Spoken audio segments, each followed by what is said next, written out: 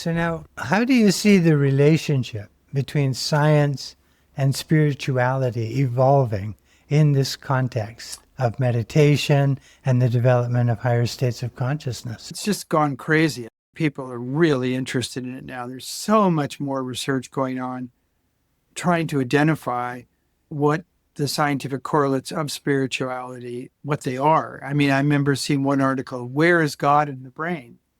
And this guy Newman, who I mentioned to you, did a number of papers like that. So people are entered into a world that's never been entered before, where they actually are trying to explain spirituality, God, all in terms of the growth of the brain and how it develops. Also, I think people realize that for health, spirituality and more positive style of thinking, more positive social interactions also have a big impact on health.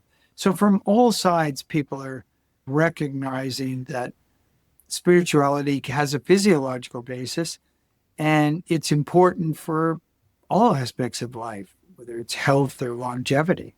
Speaking of this upsurge in the interest in spirituality and scientific study, what do you think would be the most promising avenues for scientific study when it comes to spirituality and higher states of consciousness?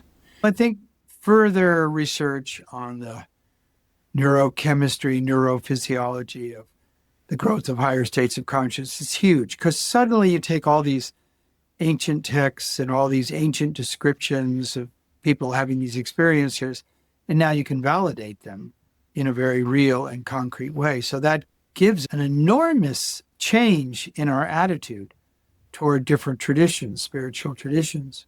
You can also go more deeply into these traditions and look at other techniques and how they might change. Like you mentioned pranayama in the beginning. And sometimes there's this pranayama where people alternate the breath.